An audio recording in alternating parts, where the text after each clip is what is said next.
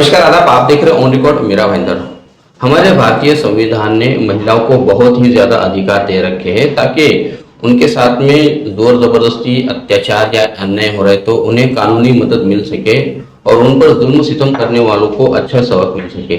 जो अधिकार महिलाओं को दिए गए हैं उन महिलाओं को तो अब तक अधिकार के बारे में पता ही नहीं है जो इसके शिकार होते हैं या जो पीड़ित होते हैं। लेकिन हमारी समाज में कुछ ऐसी भी महिलाएं हैं जो बहुत ही शातिर है और उन्हीं कानूनी अधिकारों का इस्तेमाल करके मर्दों का जीना मुहाल कर देती है, उनकी जिंदगी बर्बाद कर देती है।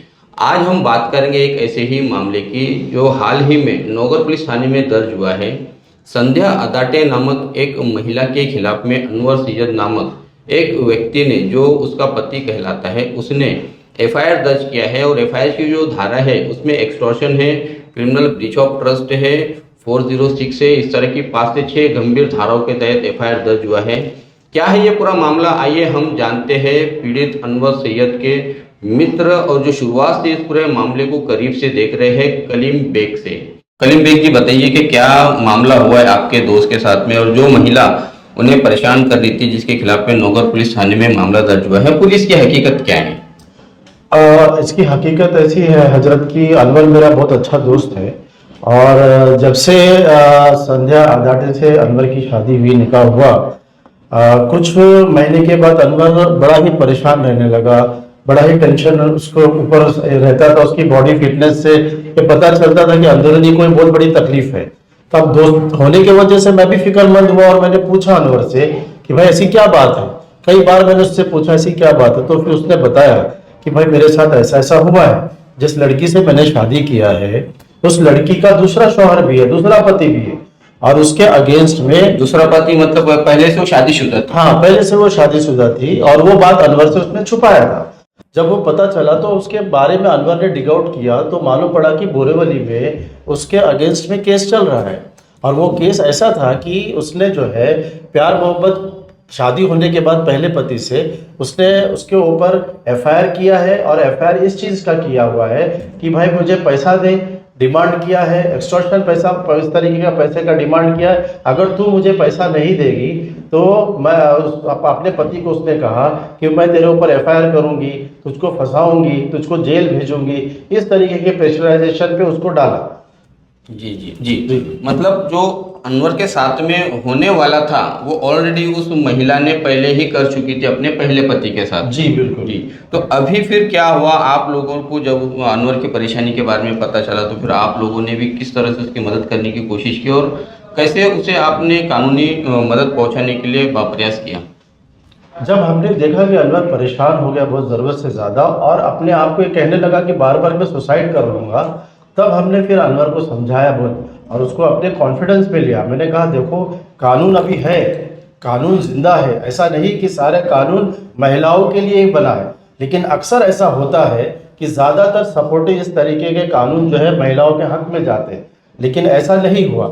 हमने समझाया और इस केस को हम दहसर अपना नौगर पुलिस स्टेशन ले गए और वहाँ पर साहब से हमने मुलाकात की और बताया कि ऐसा ऐसा हुआ है। तो वहाँ पर जो सपोर्टिव रोल हमको जो पुलिस स्टेशन से मिला वो बहुत ज़बरदस्त था। उन्होंने अनवर को भी समझाया और सारे मामला को शुरू से आखिर तक सुना और फिर उसके बाद उसके ऊपर एफआईआर की गई और उसको फिर अरेस्ट किया गया। जी जी। दर्शकों को हम बताना चाहेंगे कि इस पूरे मामले में पुलिस ने एक्सटॉर्शन का भी धाराएं लगाई है। पहले आपको हम वो ऑडियो क्लिप सुनाते हैं जिसमें बाकायदा 30 लाख रुपए की डिमांड की जा रही है अनवर से उस महिला द्वारा। तो पहले आप ये ऑडियो क्लिप सुनिए। सीधी बात, ठीक है, नहीं करती हूँ। तूने उसने मेरे लिए क्या किया? कुछ भी नहीं किया। आज वो मेरा मुंह 15 लाख, 20 लाख, 25 लाख देके मन कर रहा है। इतनी चीप लड़की हूँ मैं, बिक जाऊँ? मैं तो एफआईआर दूँ। लेकिन आपकी गलती क्या है? आप शादी तो अभी आप बोले ना मेरे को 15 अनवर के साथ जबरदस्ती शादी की। वो लव जिहाद से लेके उसको एट्रोसिटी तक मैं फिट करके तड़ीपार कर दूंगी। मैं उसको छोड़ूंगी नहीं, लेकिन अब नहीं छोड़ूंगी। अभी आपने उस दिन क्या बोला, मेरे को 15-20 नहीं देंगे, मेरे को 30 देंगे तो मैं ले लूंगी। हाँ, 30,000 लाख तो सोचूंगी कि मेरे को ये आगे बढ़ा नहीं। मतलब उसमें भी आप सोचोगे? नहीं, मतलब देखो, आज इतनी बड़ी बात है। मीरा भाईंदर का हर बच्चा ना बच्चा जानता है कि मेरे घर में इतने मर्द घुसे थे, जानते कि नहीं? हाँ या ना बताओ? मेरी इज्जत की धज्जियां उड़ गई है ना। मैं 10-15 लाख में मैं क्यों चुप बैठूं? वो बात का मैं जवाब केस करके दूंगी। 15 लाख लेने से अच्छा क्यों लो 15 लाख? मेरे लिए 15 लाख कुछ मायने नहीं रखता। आप खुद जानते हो मेरा कॉन्टैक्ट और नेटवर्क। मेरे पास एक दिन है कल। देखो अभी ये इनके ऊपर है, मैं भी छोड़ दे रही हूँ इनके ऊपर, इनको अगर क्या रेडी करना होती है। हूँ तो मैं सामने सामने बिठा देता, बात कर लेते। मेरा कहने का बोल एक दो ही- लड़की को एफआईआर चाहिए, 15 लाख में बिकने वाली है नहीं। और तुम बड़ा बड़ा कितना बताओगे? बोल दो बोलना तुम्हारा फाइनल अमाउंट बोल लो, कितना फाइनल अमाउंट बोल दो आपने जितना बोला। मैं नहीं आऊंगी, बताओ ना मुझे, एक बार तुम भी बताओ ना। मैं नहीं आऊंगी उधर। मेरे को बोलो कि शक्ल नहीं देख। फाइनल भाई अमाउंट मेरे को लोग नहीं मतलब सिर्फ अकेले उनको नहीं मत बुलाओ, मेरे को नहीं बात बात कर लेते। गिनती 5 तुम भी ना तारीख को भी मैं संध्या चुप बैठी। बहुत परेशान, तुम ना कंफ्यूज हो, तुम्हारे केस को लेके बहुत कंफ्यूज हो। आप और तुम्हारे केस को लेके तुम्हारा मेरे को एक क्लियर कट मेरे को नहीं समझ में वो आ 30 लाख देगा तो मैं नहीं करूंगी एफआईआर, किसी पे नहीं करूंगी। वो अफोर्ड नहीं कर सकता था। तो छोड़ो ना, जाने दो बाकी लोगों को जेल में। अभी नहीं, थोड़े दिन बाद करेंगे। मैं कभी भी कर सकती हूँ एफआईआर, करने दो। आप एक रिटर्न में एप्लीकेशन डाल के दे, थप्पा ले लेती हूँ अभी, बाद में करने दो एक्शन। मेरे साथ जो हुआ है भाई, मेरे को इंसाफ मिलेगा। 10-15 लाख में कुछ नहीं होता है। गीता जी मैं आपको एक बात बोलती हूँ, मैं 10-15 नहीं 15 करोड़ कमाने की ताकत रखती। नवगढ़ पुलिस स्टेशन में 273/24 खंडनी का मामला दर्ज है। उसका इन्वेस्टिगेशन चल रहा है। महिला के खिलाफ खंडनी मांगने का और चीटिंग का केस आया हुआ है। उस पर इन्वेस्टिगेशन चल रहा है। अभी एफआईआर में ऐसे 2-3 मामलों में उस महिला ने लोगों को फंसाया है। इस बारे में मामला दर्ज हुआ है। इसका अभी ज़्यादा जिक्र नहीं कर सकते, लेकिन यही प्रेम जाल में फंसा के ही लोगों से पैसा ऐंठते थे। मैसेज यही देना चाहूँगा कि इसके बारे में ऐसी कोई कंप्लेंट होगी तो कंप्लेनेंट बिंदास आके पुलिस स्टेशन को कंप्लेन कर सकता है। उसका इन्वेस्टिगेशन होगा, कार्रवाई होंगे। ये ऑडियो क्लिप क्या आपने तैयार किया या फिर आपको इस ऑडियो क्लिप की क्यों जरूरत महसूस हुई कि जिसमें बाकायदा बताया जा रहा है कि वो 30 लाख रुपए उसको चाहिए, तभी जो एक वो लव जिहाद का जो मामला है या तो फिर एक्सटॉर्शन है या 420 है या डोमेस्टिक वायलेंस है, इस तरह के धाराओं के तहत एफआईआर दर्ज नहीं करेंगे, वो ऑडियो क्लिप क्यों बनाएंगे? सो जब ये जो डिमांड हुआ, जब पैसे का उसने अनवर से डिमांड किया, तो ये जब डिमांड हुई, क्लिप आई जब सामने, तो हमको फोकस हो गया कि पहले पति के साथ भी इसने ऐसा ही किया है। और फिर जब अनवर के साथ इसने पैसे का डिमांड किया, तब हमको समझ में आया कि ये सीरियल किलर जिसको कहते हैं, प्यार मोहब्बत में फंसा करके अच्छे आदमी को, अच्छी पर्सनैलिटी देखो, पैसा दे करके फंसाना और उसके पैसे को लूटना, उसके घर को बर्बाद करना, इस औरत का मुसलसल सिलसिला था। ये सीरियल काम ये करती थी, ऐसा ही नहीं प्रोफेशनली काम करती थी। जी। और ऐसे ही यही नहीं कि उनके पहले पति का नाम था अक्षय सोलंकी। फिर उसके बाद एक मैटर हुआ कि अनवर, जहाँ पे उनके पुराने ऑफिस थे बीजेपी के, अनवर एक बहुत अच्छा सोशल वर्कर भी है, तो जहाँ इनका पुराना ऑफिस था उसके बाजू में संध्या अडाटे ने जो है ये अपना चाय का खोला हुआ है शॉप है, तो वहाँ हम लोग चाय पीने जाते थे। तो एक बार हमने देखा कि कोई डोमरे करके पुलिस वाला था, तो उसका झगड़ा चल रहा था। तो एज ए सोशल इंसानियत के तौर पे अनवर ने पूछा क्या बात है क्या नहीं, तो सारी चीज सामने आई। तो डोमरे जो है जो बैटर्स का चल रहा है अक्षय सोलंकी के अगेंस्ट में, उसका आयो था। तो जब ये इसके पति को अंदर डाल दिए तो उसने इसके आयो को फंसाया और इसके आयो के साथ उसका मैटर हुआ, प्यार मोहब्बत हुआ, सारी चीज हुई। जब उसने उसके बाद भी आयो को फंसाया, उसने भी डिमांड की। ये जो दुकान इस वक्त जहांगीर पे उसके पास है, उसने आयो से फंसा करके छीनी हुई डिमांड करके 5 लाख 10 लाख रुपया मांग करके, तो बेचारा डोमरे ने क्या किया, उसको दुकान दिया और उस पैसा दे करके फिर उसका पीछा छोड़ा। ओके।